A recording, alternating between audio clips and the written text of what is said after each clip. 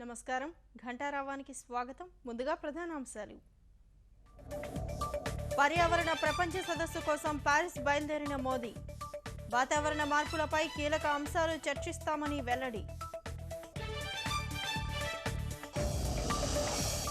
వస్తుసేవల పన్నుతో ఆర్థిక వ్యవస్థలో విప్లవాత్మక మార్పులు.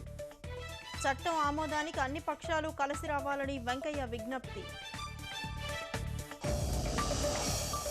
ఉచిత విద్యుత్, రూపాయికి కిలో బియ్యం సరికాదన్న జేసీ. సంక్షేమ రాయితీలు తగ్గించాలని ప్రభుత్వాలకు సూచన. 4 నెలల్లో విజయవాడ మెట్రో పనులు. కార్పొరేటర్లకు అధికారుల అవగాహన కార్యక్రమం.